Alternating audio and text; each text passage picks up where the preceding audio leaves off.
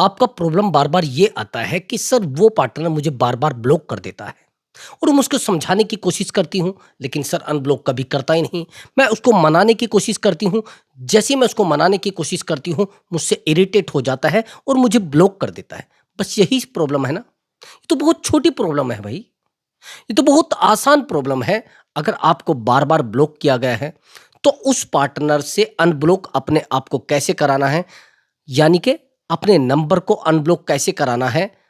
हैरानी की बात यह है कि अगर आपने उस ट्रिक को यूज कर लिया तो आपका पार्टनर आपके तलवे चाटेगा भैया, आपके पीछे दौड़ेगा।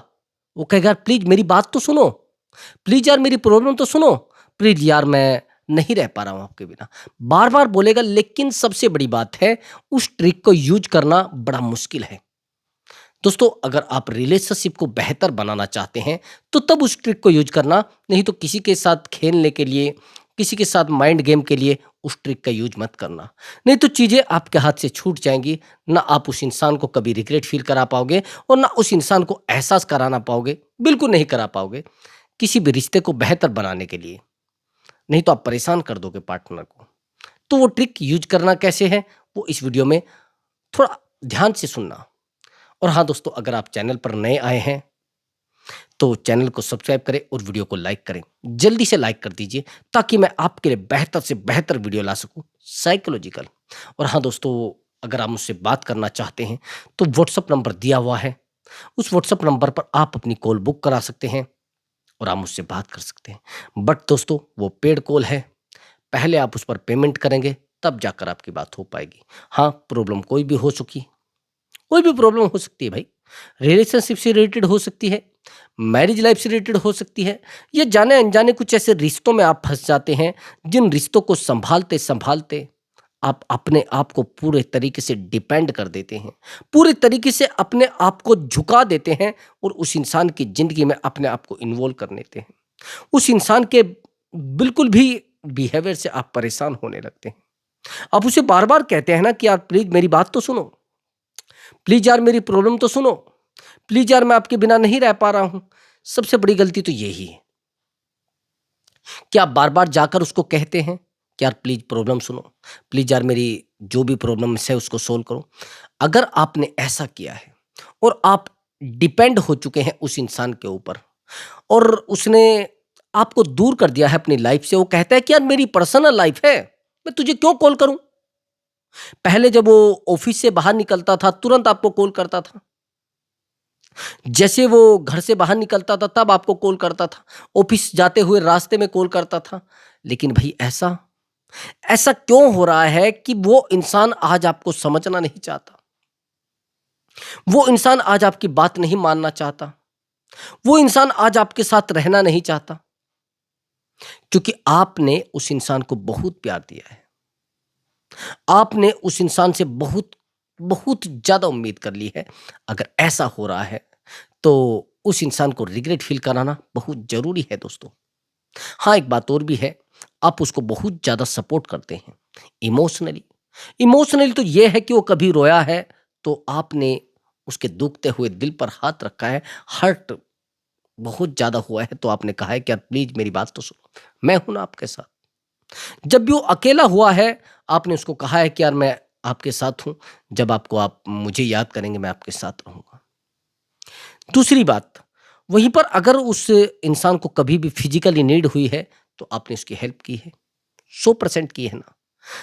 उस इंसान को कभी आपने अकेला नहीं होने दिया। आज आपको उसकी नीड है, लेकिन आज वो इंसान आपसे बात नहीं करना चाहता, यही है ना। चाहते हैं ना रिग्रेट फील कराना। हाँ, आपने फिजिकल, फाइनेंशियल, फाइनेंशियल तो आपने बहुत सपोर्ट किया है ना, पैसा भी उसको दे के रखा है और अभी भी आपने पैसा दे रखा है। लेकिन आपको पैसा नहीं चाहिए, आपको वो इंसान चाहिए, आपको उसका इमोशनल सपोर्ट चाहिए। वो भले ही फिजिकल ना दे, लेकिन वो इमोशनल सपोर्ट चाहते हैं ना। मैं बात कर रहा हूं एक्स्ट्रा मैरिटल अफेयर की। इन रिश्तों में 100% ऐसा होता है, समझ रहे मेरी बात को। तो चाहते हैं ना रिग्रेट फील कराना, मैंने आपको बताया है कि काउंसलिंग बुक कराना, उस इंसान को रिग्रेट फील कराने में मैं आपकी हेल्प करूंगा।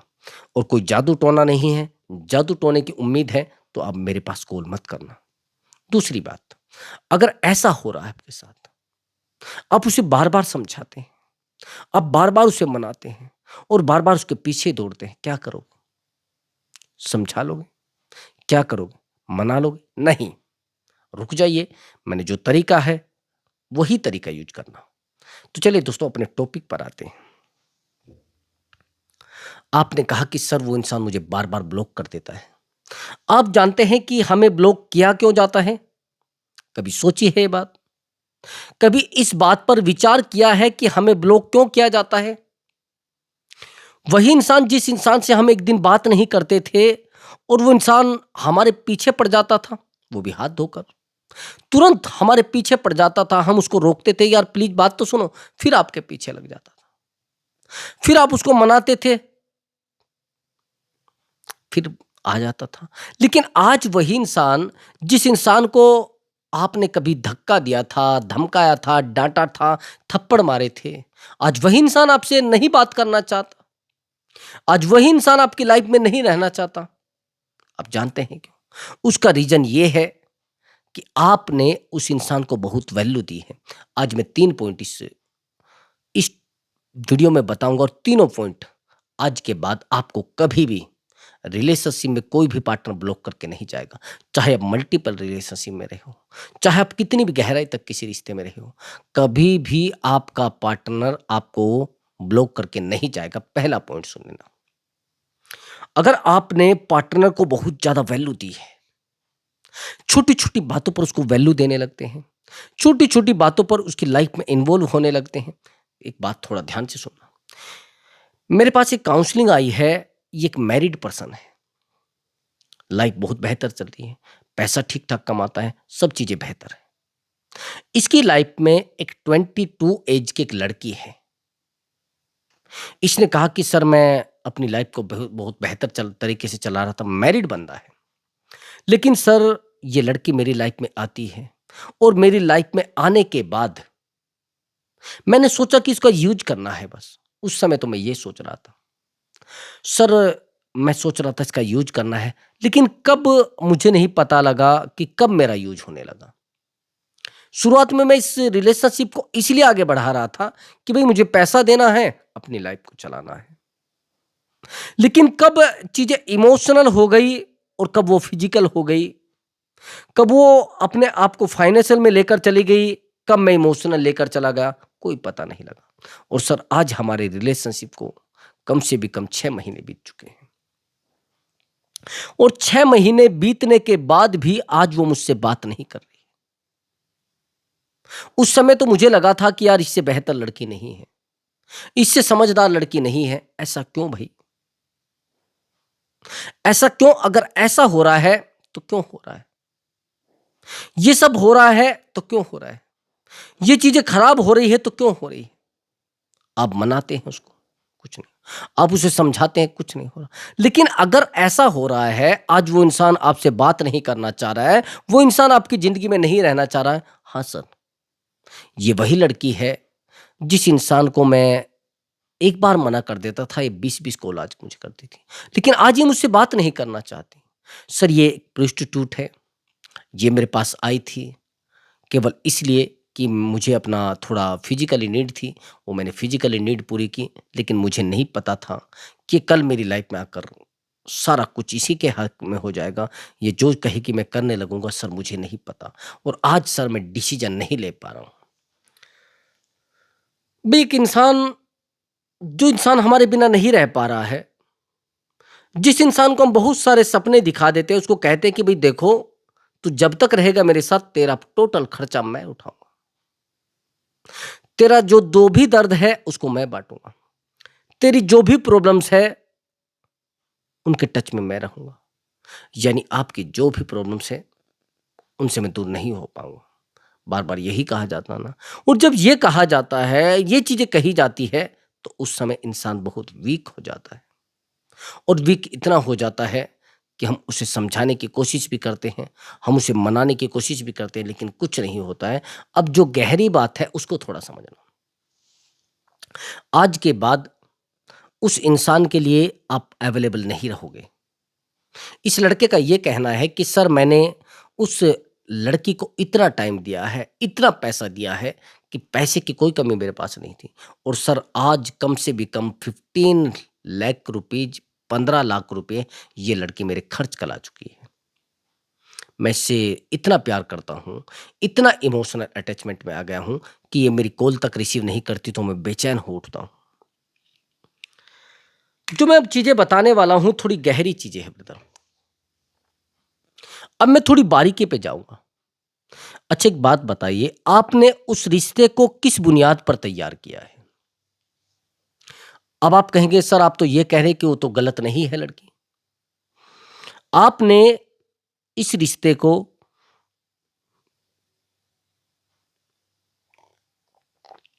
कौन-सी बुनियाद पर तैयार किया है? रिश्ते की बुनियाद क्या है? इमोशनल? नहीं। फिजिकल? नहीं। फाइनेंशियल? हाँ। जब आप उससे फिजिकल हुए थे तो आपने एक उसको अमाउंट दिया था कि भई देखो आपका फिजिकल होने का अमाउंट ये है। लेकिन आज वो इंसान आपसे बात तक नहीं करना चाह रहा है। आज वो इंसान आपकी लाइफ में रहना नहीं चाह रहा है। भई अमाउंट तो आप भी दे रहे थे ना अभी भी।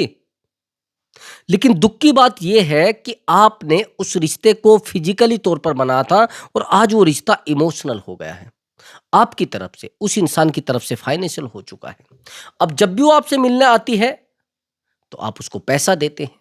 लेकिन उसके दिमाग में तो वो चीज़ें बैठ गई है ना, बैठ गई ना। जब भी वो आपसे मिलने आएगी तो दिमाग में एक बात सोच के आएगी कि भई मुझे पैसा मिलेगा, 100 के 100% पैसा मिलेगा। जब आप जानते हैं कि सामने वाले इंसान को 100 के 100% पैसा मिलेगा, तो क्या करोगे आप? परेशान रहना है, डूबना है उसके सामने, अपने आप को कमज़ोर करना है, बिल्कुल भई नहीं चल पाएँगी चीज़ें। बिल्कुल उस इंसान को समझाना, उस इस इंसान को मनाना बिल्कुल बंद कर दो। आज के बाद उस इंसान से बिल्कुल कॉन्टैक्ट मत रखना। अब मैं जो आपसे बातें बताने वाला हूँ, वो चीज़ें थोड़ा समझना। भई एक बात बताओ, आप रिलेशनशिप में हो तो कोई बात नहीं, रहते हैं लोग। आप एक्स्ट्रा मैरिटल में हो, रहते हैं लोग, कोई मुश्किल नहीं। दुनिया गोल है भई। हर व्यक्ति के बस में नहीं है। हर व्यक्ति को अपने दुःख शेयर नहीं कर सकता।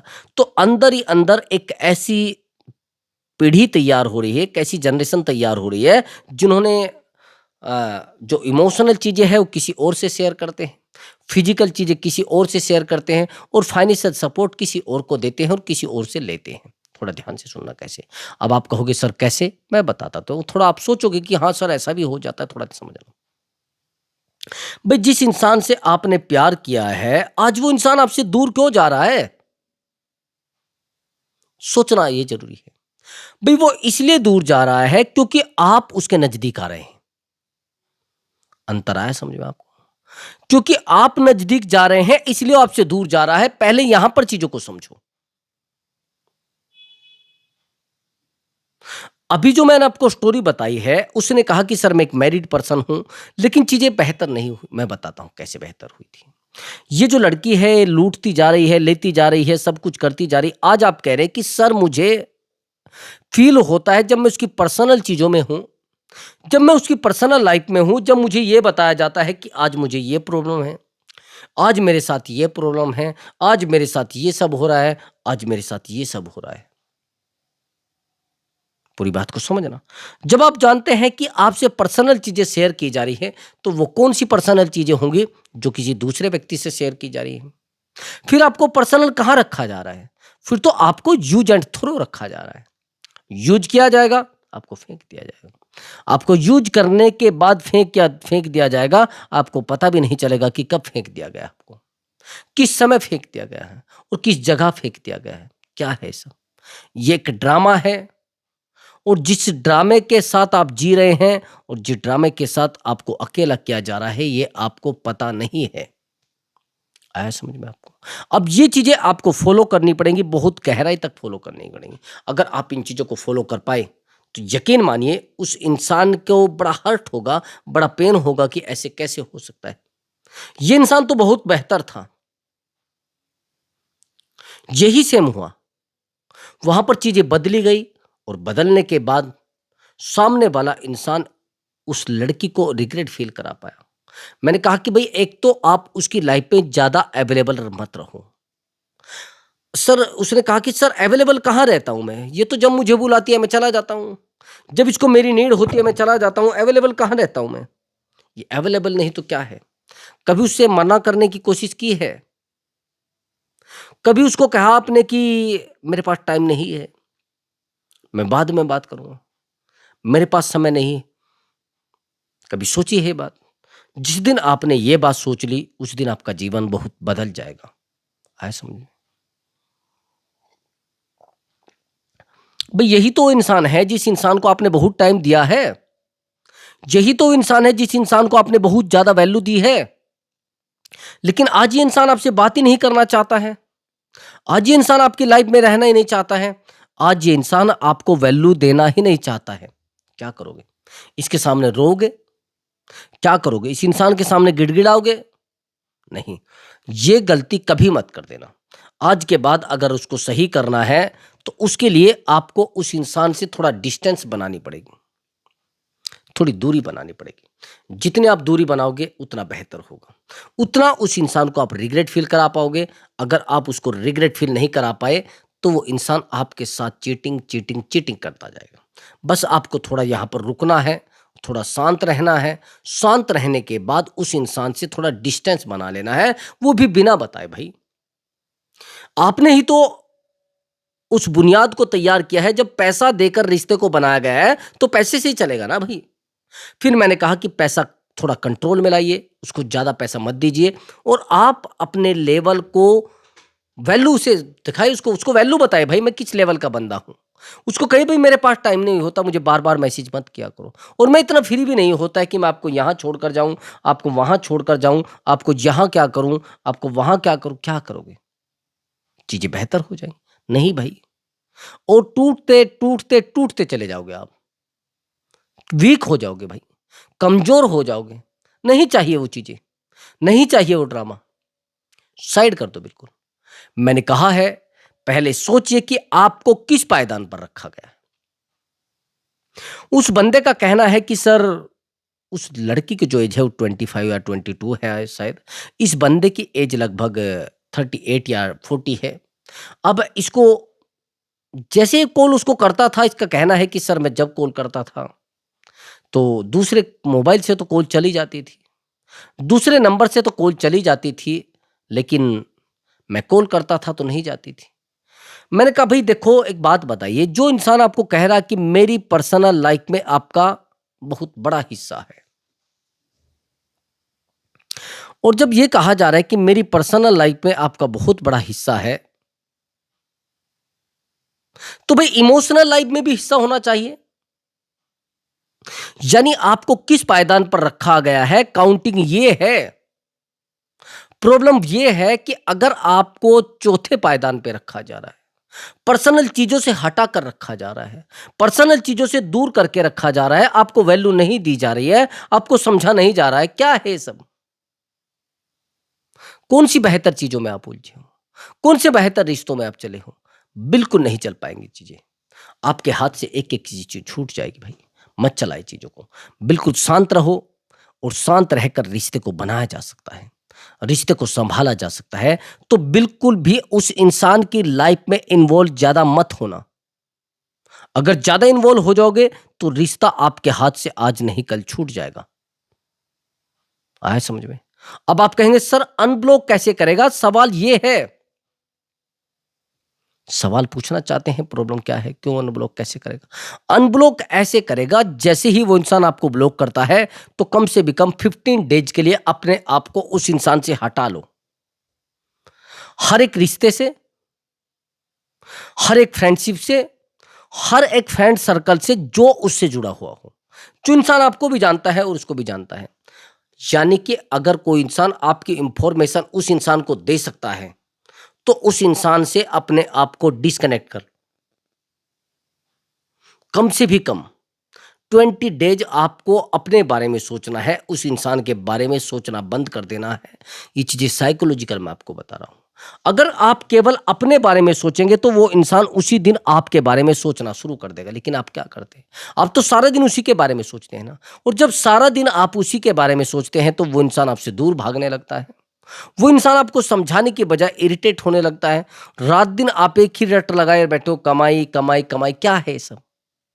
रिश्ता चला रहे हो आप भाई, रिश्ते को बना रहे हो। आप थोड़ा रुको, पेशेंस रखो। और पेशेंस रखने के बाद थोड़ा समझना कि आसान नहीं है चीजें भाई।